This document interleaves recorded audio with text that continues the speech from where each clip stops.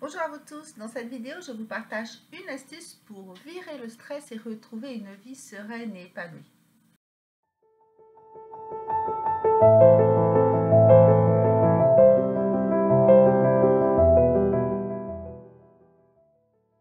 Je m'appelle Brigitte Friand, fondatrice de Dia, et j'accompagne les femmes dans ma tranche d'âge à être sereines, rayonnantes, épanouies et authentiques aussi.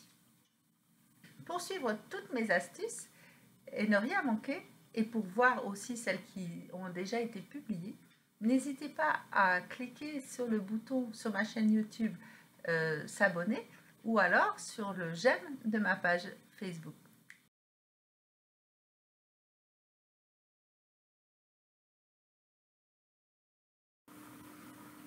Cette semaine, mon astuce sera consacrée à faire taire son mental.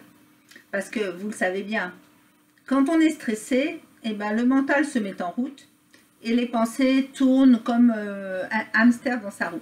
Ça patine, ça patine, ça patine et ça n'arrête pas. Et en fait, le flux des pensées fait qu'on est de plus en plus stressé et que l'un entraînant l'autre, c'est une roue sans fin.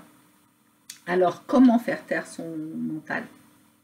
C'est assez simple en fait. Déconnecter de son mental, on peut le faire en faisant les exercices de respiration dont on a parlé dans une vidéo précédente, ou des exercices de méditation, les exercices sur le sourire dont on a déjà parlé. Et puis, on peut aussi se focaliser sur le moment présent. Alors, qu'est-ce que ça veut dire? Ça veut dire faire toutes les choses qu'on fait dans son quotidien, les routines qu'on fait, en conscience, en faisant attention à ce qu'on fait.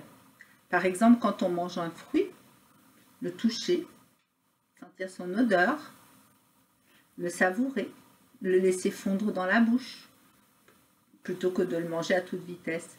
Et puis un deuxième exemple, voilà, je vais aller me laver les mains. Ça va être mon deuxième exemple. Sentir l'eau qui coule, la douceur ou la chaleur, la froideur de l'eau sur mes mains, sentir le savon, le sentir au toucher, mais le sentir aussi à l'odeur, et faire attention à tous ces petits gestes, à toutes ces sensations que j'ai sur mes mains quand je me lave les mains. Et puis encore une autre astuce pour faire taire son mental, en fait c'est deux autres astuces. Pour arrêter les pensées et se déconnecter de son mental, il y a deux choses qu'on peut mettre en place. C'est tout ce qui est créativité.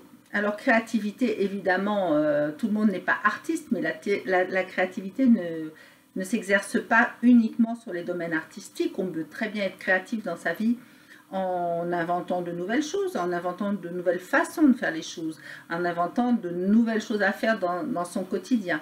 Ça, c'est de la créativité. En se faisant plaisir, en trouvant des nouvelles manières de se faire plaisir. Là aussi, on est créatif.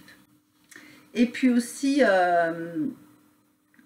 je sais pas, prendre, même si on ne sait pas bien dessiner, penser à juste fermer les yeux, et puis laisser un crayon, un stylo, un crayon de couleur, courir sur le papier, juste comme ça, pour le plaisir de 2 minutes, 3 minutes de dessin intuitif. Et donc, avec la créativité, ce qui peut nous faire arrêter notre mental, nos pensées de tourner, c'est justement l'intuition, c'est se connecter à cette intuition.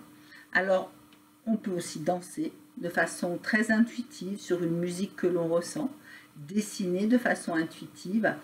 Et tout ça, ça va faire que notre mental va se taire. Et en fait, c'est le laps de temps entre deux pensées. Quand on est focalisé dessus, on va essayer petit à petit de le faire grandir pour que les pensées arrêtent ce va-et-vient incessant dans nos têtes et qu'on soit de plus en plus dans le moment présent.